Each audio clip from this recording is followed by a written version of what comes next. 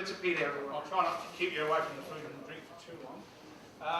Pete's been a hard act to follow, but he's done one great thing for me. He set the scene for S.R.M, which is what I'm going to talk about today.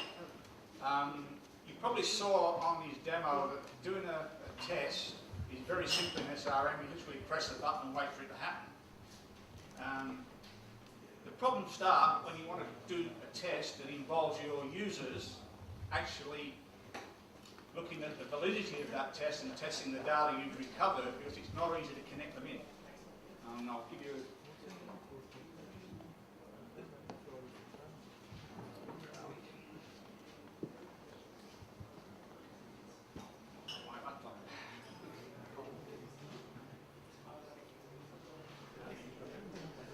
give you a brief history of Mornington Peninsula Shire. She's from there. Formed in 1994 from an amalgamation of three former shires on the Mornington Peninsula, which was Flinders, Hastings and Mornington. It took a couple of years to splice the whole lot together, but we're now basically one of the largest shires of Victoria with 98,000 plus properties on our rate base.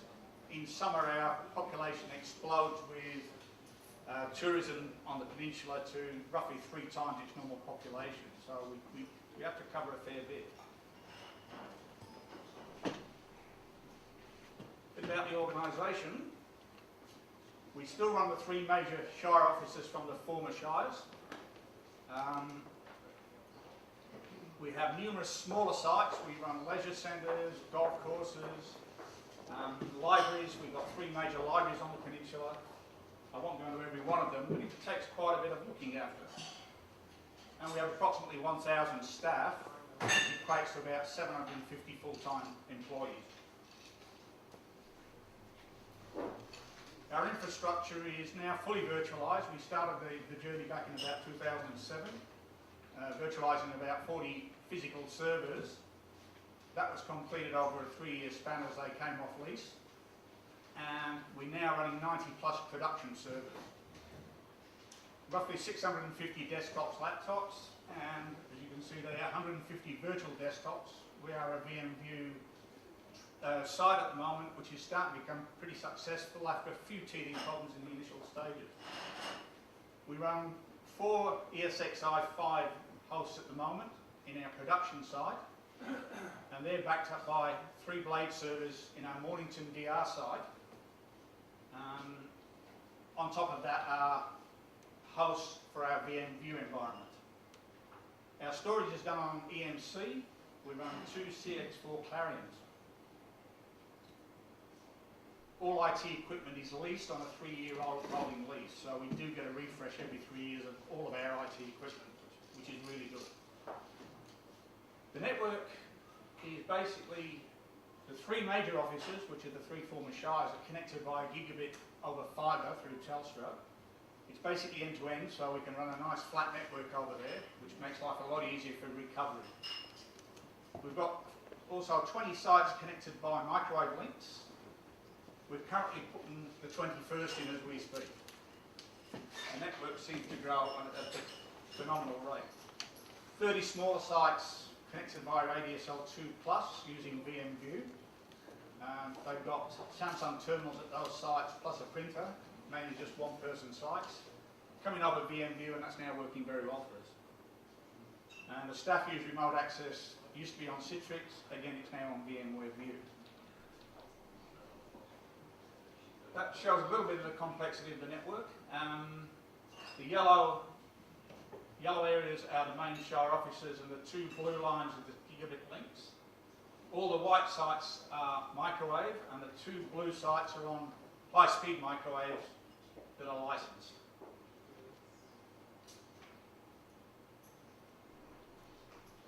IP-wise, we run a flat network backbone between the 3 major sites, and then at each of the major offices we have a local LAN that runs the desktops, printers, and generally a file and print server. All of our switching is HP.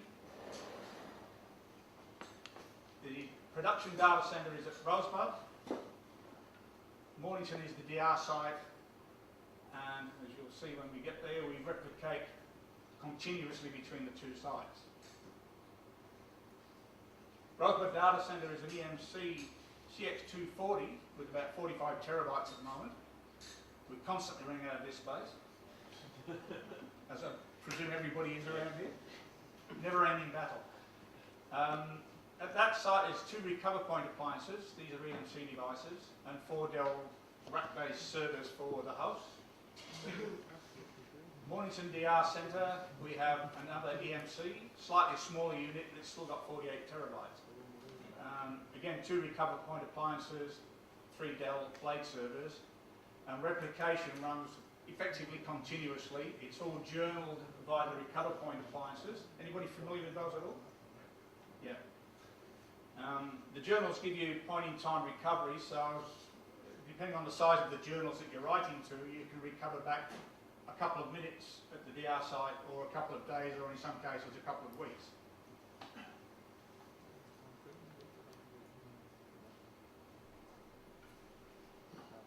Site Recovery Manager Basics, I think Peter's done a very good job of covering that.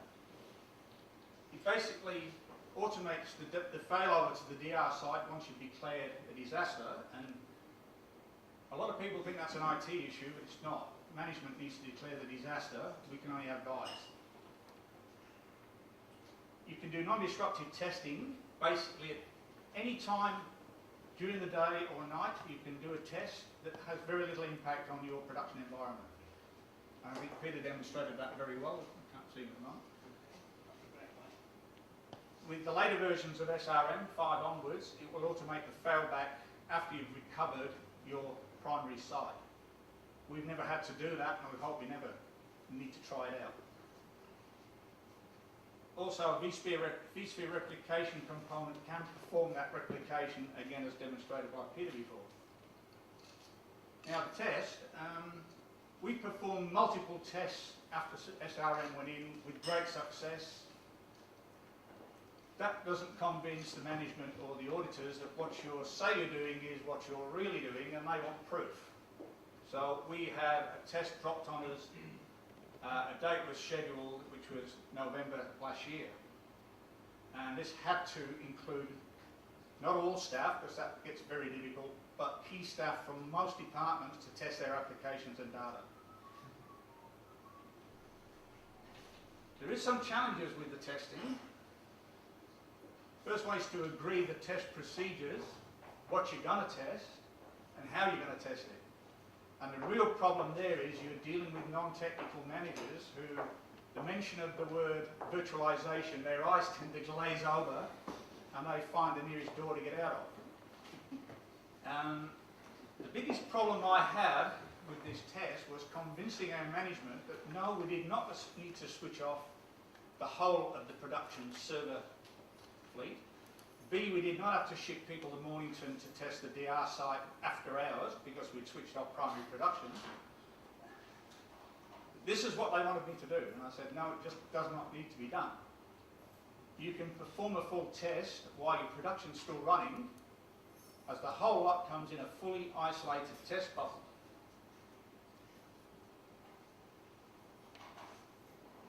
Defining what the testing criteria is and measurement of success, we let our departments work off their own DR plans or business continuity plans to decide what data they needed to test, what applications they needed to test, and provided that mechanism for them.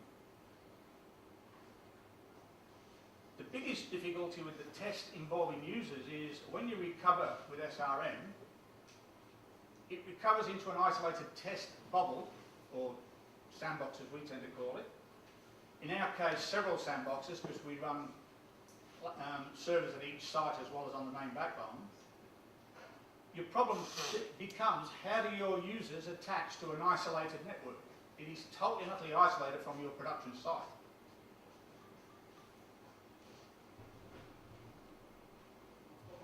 This is what we actually agreed on for the test.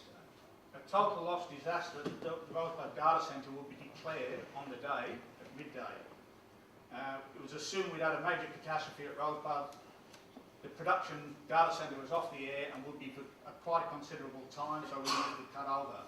The cutover started immediately after the disaster was declared, and we predicted an RTO, which is a recover time, of 4 hours. Our actual RTO, as we normally would publish it, would be 8 hours, because this has been done in a controlled environment. If you're in a real disaster scenario, you might be missing key staff. They could be part of the disaster. So we decided to allow 8 hours as we thought would be a respectable time to recover from a disaster in a real-time scenario. Several key staff from our major departments then decided that were then involved in the test and came up with their own test plans to make sure the data was valid. Testing would take place from 4 p.m. in the afternoon, which was at the end of the RTO of 4 hours from midday, through to 7 p.m. that night. This was basically decided by the users. They would rather test after hours, after they'd finished their normal day's work, to stop it disrupting what they would be doing on a day-to-day basis. They would then compare data between the recovered system and the live system to see if what we said was not there after 12 o'clock was not there, and that previous data to 12 o'clock would be there. Does that make sense, everybody? At the end of the test, reports would be submitted by all of the departments involved. This is how we set it up. There's effectively 5 sandboxes created, or test bubbles. The first is our DR testing network, which is where the backbone servers are recovered to at the DR site. And then there is 3 smaller test bubbles, which are for the local servers on their own subnets down there. And then we finally set up a 5th network, which was to do the connectivity between the real network and the test bubbles. That was the one that caused us the biggest headache. To do that, we set up two zero-shell devices. These are little virtual appliances. Anybody use those in here? Suggest you look at them. They're a very simple Linux-based appliance. You can download free of charge. They're all GUI-driven, very simple to set up, and can virtually do anything on your network. They can act as DNS servers, routers. One of those runs our whole DNS for the internet. Just sits in the background, ticks along, never have a problem with it. Those 2 zero shells were set up as routers, and they connected the testing networks to each other and to our DR NAT network. And then another one, as you'll see in a minute, connected that to the real network. We set up 25 virtual PCs, which were there for the staff to log into. From those PCs, they could do testing on all the recovered servers. This is basically how it was configured. If you look on the extreme right, in the green box, that's our production network. On there is the genuine client PCs that they're using day to day. On the extreme left, you'll see DR testing networks. They're the 4 sandboxes or test bubbles for the 4 recovered server networks. They all talk to each other through the zero-shell appliance, and that is routed to the DR NAT network. The DR NAT network contains the virtual PCs that they use for testing. Now, how does it work? Their PC on the right, through the zero-shell appliance on the right, goes through a NATed interface into the DR NAT network, which means it's a one-way street. The PC can talk to the virtual PC via an RDP session, which they don't control, and that can talk to the recovered servers. That's how you can isolate the 2 networks, real and recovered from each other, yet still test. There may be better ways of doing it, but that's the way we came up with it. And it worked like a charm. Every person doing testing had a virtual PC as an RDP session on their normal PC, so they literally could look at the real data and recovered data at the same time by flipping between the 2.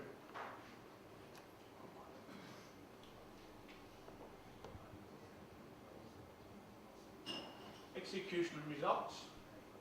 The recovery is orchestrated by S.R.M. It's literally a question of pressing the button and it all starts. First stage is the data recovery. This is automatic. S.R.M. breaks the replication and brings up your recovered LUNs at the DR site and presents them to the ESX boxes. You can then mount your servers on those LUNs, or actually S.R.M. is supposed to do that for you. And that's where the whole thing went horribly wrong. We'd done a test several times over the previous weeks and it had all run flawlessly. On the day of the test, the storage recovered fine, but all of a sudden we started to see errors everywhere that S.R.M. could not see the storage to present it to the servers. What had actually happened was, as part of the recovery, once the storage has been recovered, your hosts do a rescan of all of the HBAs and are supposed to see the recovered data stores. There's a little quirk with EMC storage that sometimes it needs 2 rescans. On that particular day, it decided it wanted 2 rescans, so the storage never came up. It was there, we just couldn't see it. See, we didn't do a demo God sacrifice that morning. So I was left in a stage where, do I call the test off and have egg on the face? Or do we persevere? So we decided we had plenty of time up our sleeve. So we literally recovered every server manually by re-registering it, scanning the storage, re-register server, and it all came up, and we still managed to beat the 4 hours RTO hands down. So, yeah, things don't always go perfectly. The only thing left to do at the end of that, as I say, general application servers, S.R.M. will bring up automatically. Database and email servers are a little bit different because we run RDMs and they cause a few hiccups. We generally bring those up manually anyway, and that was no problem on the day.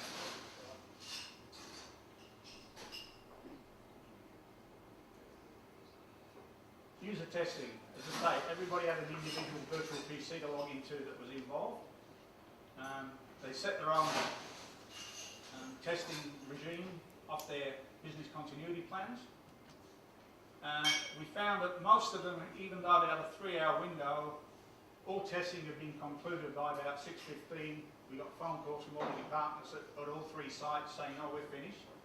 And that's when we said, "Right, job done." We kick off a rollback. Again, rollbacks fully automated. Press the button at the end of the test, and S.R.M. will just bring it all back. Remove all your PCs, all your servers that you've recovered, and restart the normal replication between sites. Nothing is lost in a replication because the journals at each end just basically store it up until replication is re-established. So that's it. Test was scheduled to start at 12 noon. Involved 18 end users, 3 IT personnel, and 1 external referee. That was the only way I could get management to agree to the test. They thought I was trying to pull smoke and mirrors all over their eyes because I didn't want to switch off the production side. So we actually got an external referee from another council to come in and verify that what we said we'd done is what we really did. That was deemed acceptable, and he gave us a favourable report. As you can see from there, the whole test was very successful. Went like clockwork, apart from the storage issue, which we got round. And we got a pat on the back from our auditors. They were quite happy with it. We're going to have to repeat it again in another couple of months. Any questions? The RDMs presumably are used there for performance reasons? It's a historical thing. When we first started the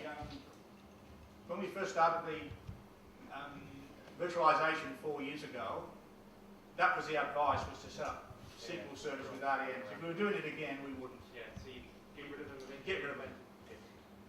We use another product from EMC called Replication Manager, and that was another reason for setting up RDMs, is Replication Manager needs RDMs. It basically quiesces your databases before it does the replication.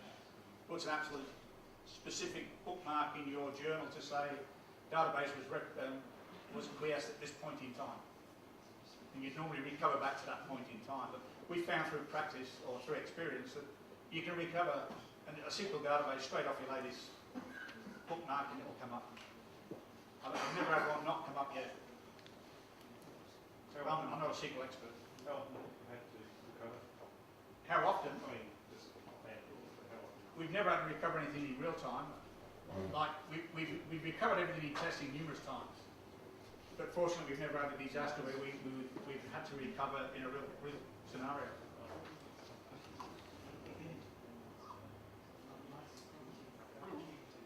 How are you going to get around that report? At the actual scan, you know, you like twice. There is a setting in S.R.M. that we found out after the event where you can tell it how many times to rescan. You're always wise after the event. We soon found it. Yeah, Pete, I think we took that away, didn't we, when we released version 5? We took it away and when I think... I haven't looked in version 5. It's definitely there in version 4. Yeah, there was some update that we did that restored that ability to do an advanced setting, so did that second rescan or whatever else. So, Yeah. But that was We the setting, right? should have realised what was going on because we created new LUNs and rescan. Oh no, I didn't see it the first time around. You rescan again and there it is. Yeah. Well, that's exactly what happened in this scenario. We did a rescan, didn't work. We didn't do the second one. It now does. Yep. Wondering why you didn't let S.R.M. handle the RDMs. I think it was You very... can't, well, all right. The problem there is if you let S.R.M. handle the RDMs and you're using something like Replication Manager that puts a specific bookmark in the journals on your Replication Manager setup,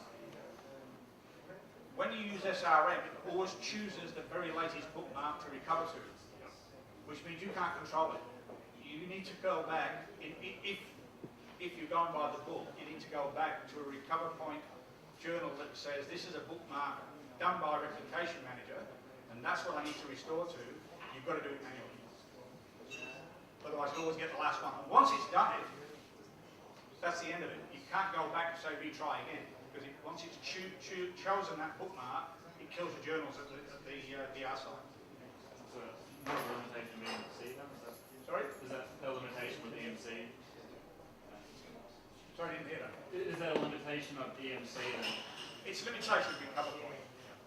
But I say S.R.M. always on an automated setup will go back to the very latest bookmark in your journal, which is not always what you want. In most cases, fine. In this particular test, we did it manually just to show we could do it, but we've done it where we pick the last bookmark and until it's come up. But you don't guarantee it, and that's the problem.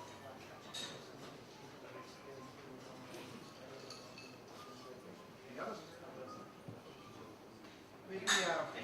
With the test running, I think the storage system.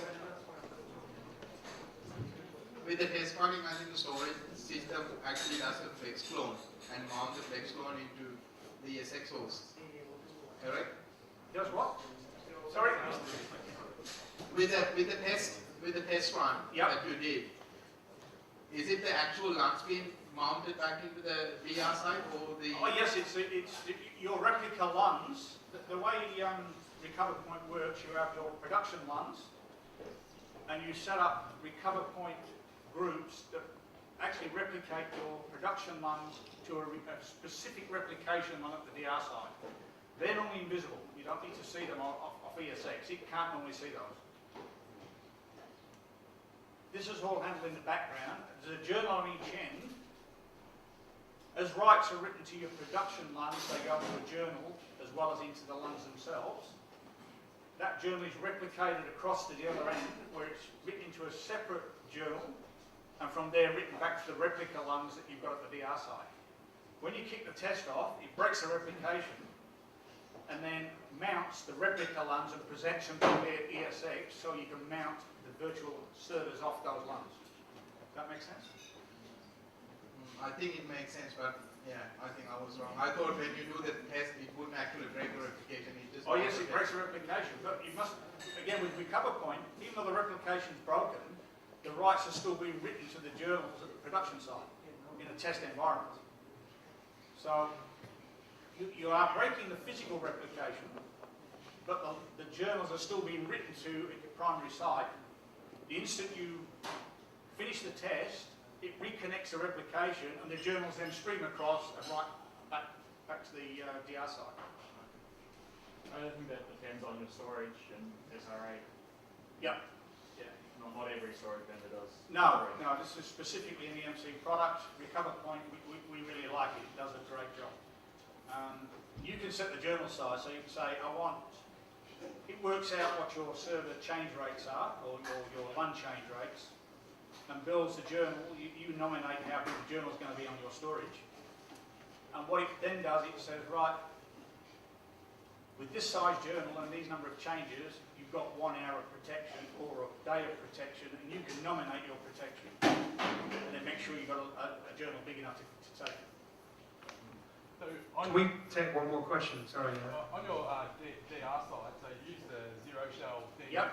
like basically in place of your layer 3, which you don't usually get on switches. Yes. So you basically just set up blank VLANs with no IP addresses on them, and use the zero shell inside the test Yeah, environment. it's actually using the VMware networks. Yeah, right. Because you've got an interface on the zero shell on literally on your ESX networks. So you're able to set up the routing in a test environment in advance, and you've got that Yep, zero shell. it's there permanently for us. All right, cool. We can kick that into action anytime we want. Any more? One more? Okay. All right. Okay. Okay, so Peter, thank you very much for that. Yeah, round of applause, please.